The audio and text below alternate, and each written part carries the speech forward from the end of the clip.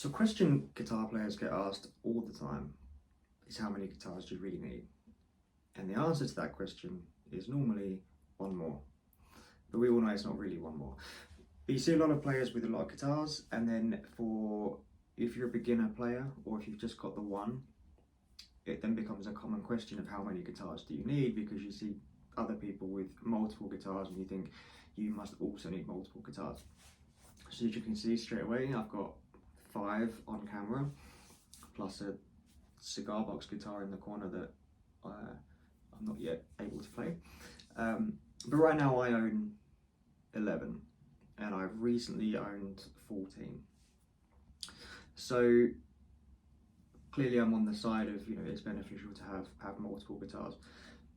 But there is some nuance to it, and that's what I want to talk about today. So I think the first thing to be aware of is that there can just be an element of collecting when it comes to owning multiple guitars. Certainly I don't have 11 guitars that all do completely different things. You can see straight away that there's 2 Les Pauls right here. They're more similar than they are different. There are differences, but they're more similar than they're not. So some people just like to own multiple guitars. I'm one of those people. When I had 14, I got to the point where I thought this is too many. There's cases all over the place. Everywhere I went in my house, there's a guitar, and you end up with more guitars than wall space or stands, and they're kind of just propped up here and there. So I thought I've got too many. And I'll go through my own collection shortly, but it's important to be aware of what you need and what you want. So in terms of what you need, most people really just need 1, maybe 2. If you wanted to get right down to it, 1 acoustic, 1 electric, you're going to do most of what you need to do on that. Then it really becomes a question of what are you trying to achieve? What are the differences between the guitars? So, at first glance, looking in here, so there's 2 Les Pauls, they're more similar than they're not. Behind me, I've got this BC Rich Mockingbird, which is another 2 humbucker guitar.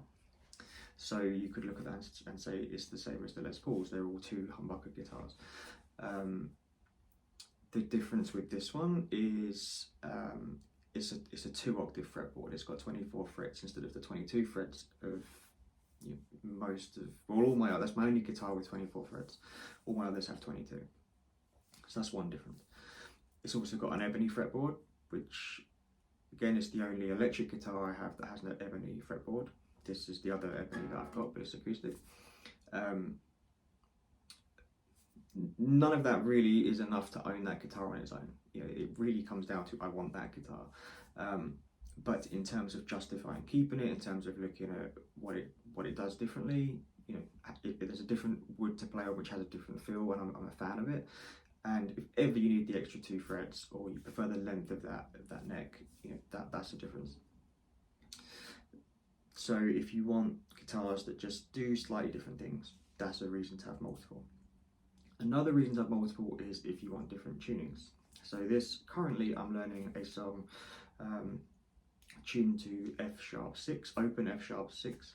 That's what this is tuned to. So these 2 strings are the same. It's non-standard tuning. You don't strictly need to have multiple guitars to do different tunings, but it helps. It's a waste of time to be going up and down all the time changing tunings, and of course then as you do that the guitar starts to slip tuning a bit. I find as you stretch the strings and then relax them, the more you do that, the harder it is to hold tune. It's not such a problem if you're just in standard tuning and you're going to drop D and you're just changing the 1 string down a step. That's easy enough to do. But if you're going in and out of multiple tunings, or if you play multiple tunings frequently enough that it's just nice to have a good 1 dedicated guitar for that, which is what I've started to do. I like to have an acoustic that's dedicated to alternate tunings. Then there's a question of cost and value. So it's very common for gigging musicians to have a more expensive guitar that they don't feel comfortable taking to gigs, especially gigs where they might feel there's a higher risk of it being damaged or stolen, and that can, it doesn't have to be a bad area where it's going to get stolen. It could just be that it's a really cramped stage and you think there's a high likelihood that you're gonna knock it on the drums, something like that. Which has happened to me, happened to a lot of people I know. You catch match a cymbal or whatever.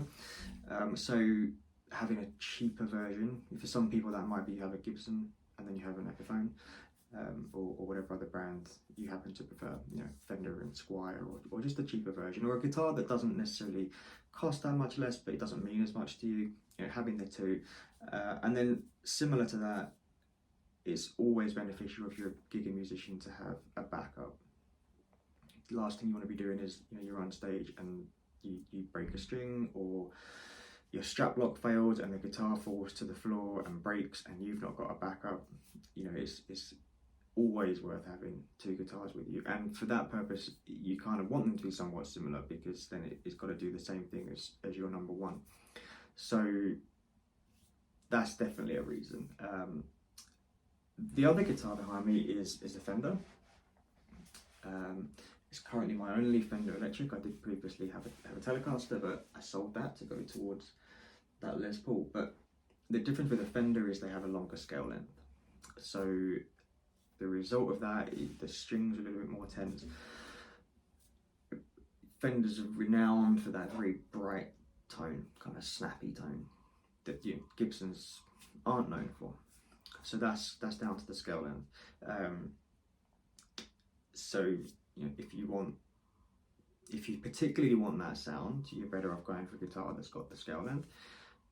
Or if you particularly want to have guitars that do both, you know, a Gibson type guitar and a Fender type guitar, that's the reason to have both. Then you come down to just differences between them. Just like I said, there's two Les Pauls and there's this Mockingbird, and all three of those are two humbucker guitars. But the humbuckers in them are all different. So this Les Paul in the corner has higher output pickups. They're still not particularly high, but they're higher. This Les Paul is a reissue, so it's got their unpotted Gibson custom buckers, which are specifically made to sound quite close to the original 50s PAF pickups. So they're lower output and they're made to be very articulate, have a lot of top end and chime. So it's not necessarily a sound that's most associated with modern Les Pauls. I've got a separate video where I did tone demonstration of that guitar. But the point is, those two guitars cover different profiles, sound profiles. And then the BC Rich behind me has Seymour Duncan pickups in it, and they, again, you know, you're still talking things are more similar than they're different. But that one is again very mid-focused, and with mid-focused with a tendency to the bright side rather than being, you know, overly dark and muddy, which is important for me. It's important for a lot of players with humbucker guitars, and especially in the neck position, that you don't want it to be muddy and too dark and you lose all that clarity. So that's what that guitar does, and that guitar's also just been upgraded to have coil splits, so you can get more of a single coil tone from it. And then again with the pickups, the Strat behind me has 3 single coils. It's my only electric guitar with single coil pickups. Well, that's not entirely true. One of the other guitars I have is an Epiphone Les Paul with P90s, so they're single coil guitars, but different, if you like. So when you come down to it, it's what you need the guitar to do. Whether you treat it like a tool, in which case you want them to do different things, or you just enjoy collecting, so you want to have a lot of them. Some people exclusively collect Les Pauls, or exclusively collect Strats or Fenders or whatever. In which case, you know, you're not really doing it for the big differences. There are differences. Each guitar's, you know, its own thing, but generally speaking, yeah, they're operating in a particular space. So then you come down to acoustics. So of my 11, you can see 5 in here, and then I've got the Epiphone that I mentioned. I have a resonator, which is also an alternate tuning. I keep telling myself that that's going to be designated for slide, which I keep not getting around to learning, but that's primarily what it's for. And then there's a couple more acoustics. One, the Gibsons, that's, you know, what I consider my is my most expensive guitar, most expensive acoustic guitar. So then it kind of gets a little bit more pampered. It primarily lives in its case. I'm more concerned about the humidity for it. It comes out if I want to have a particularly nice sort of sound. And then I've got a completely other end of the price spectrum, an entry-level Fender acoustic, which is the opposite. That guitar just sits around. It's around the house. I don't mind if it gets a bit dinged, and it's what I kind of turn to just for learning stuff. So you end up as the owner of these guitars determining what they're for. So that's my beta guitar that might go to the campfires. You know, you don't mind if it gets knocked up. You don't mind if something happens to it. Then you've got the more expensive ones that you take more care of, and then you might think this one's in for this kind of music, or I want to. This one's my office guitar, and this one's whatever it might be. You know, you don't have to get a specific guitar to do a specific thing.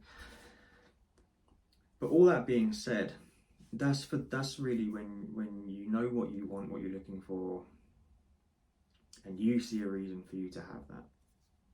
But if you're a beginner, or you have been playing for a long time, but you've never really ventured into owning multiple guitars, and you're thinking, are you missing out? The answer is probably not. I think, you know, there's a lot of players who have grown huge collections and then sold everything and gone back to owning one or two or a handful of guitars, because I think everyone has their sweet spot. So really, come back to what I said at the beginning, how many guitars do you need? One more. Being a bit of an inside joke for guitar players, but the truth is guitars can do most things that we need them to do. So will the Les Paul sound exactly like the Strat? No, but can you dial in tones that you make the Les Paul get closer to it and the Strat get closer to it? Yes, you can, and especially by the time you factor in effects pedal, you know, distortion pedals to fatten up the sound, and you factor in what you could do with the amp EQ, and especially if you're recording and you've got post-production coming into it, and then live, you know, if you're really on stage and you're playing to an audience, and you were to ask them to close their eyes and pick up what you're playing, a lot of the time people couldn't do it. Now, if you're playing a Fender or Fender type guitar, and you're really trying to get that quintessential bright snappy tone, then yeah, you know. And then on the other side, if you're playing a Les Paul type guitar and you're really trying to find that woman tone, that rich, warm, that creamy sound that a neck pickup Les Paul's known for, that's more easily identifiable. But those are kind of opposite ends of the spectrum here, and then somewhere in the middle, and the middle's, you know, big, they're more similar than they're not. And again, it depends what you're doing. So if you're just playing at home and you're in particular practicing, and you're just trying to learn the instrument, then you don't need a lot. If you're doing a lot of stuff that's in one genre, you know, one type of music, then again, you probably won't need a lot of guitars. So it comes down to really just knowing there's a difference in what you want and what you need. People who own a lot of guitars normally want to own a lot of guitars. And there are exceptions, of course. If you're a session player, if you get called on to do a lot of different work, if you like to do a lot of different sounds, then, you know, there are different guitars for a reason. And within that also is the thing we haven't discussed yet is comfort and the ergonomics and how the guitar's built, how it sits. But then, you know, a lot of people just say this is my favourite, and they stick with that. So if you're looking at players who have larger collections and you feel like you're missing out, you probably aren't missing out, especially if you're just trying to learn. What often happens is people buy guitars and they own a lot of guitars, and then that takes over. You end up spending time looking for guitars, buying guitars, working on the guitars. It becomes a pain. Part of the reason I sold a few is it becomes a pain to have to change strings on 14 sets of 14 guitars. It becomes a pain to have to do maintenance on them, and, you know, check neck relief and adjust the truss rod and things like that. And if you don't do that yourself and you have a tech do it, it costs money to have them work on a dozen plus guitars.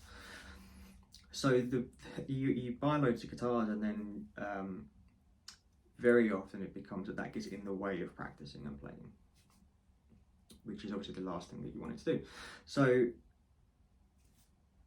the bottom line is, don't be looking at people who have lots and lots of guitars and think you're missing out, because you're not. And often what happens is people have lots and lots of guitars, and then they get sick of having lots of guitars, and they sell them and they move them on, and they simplify.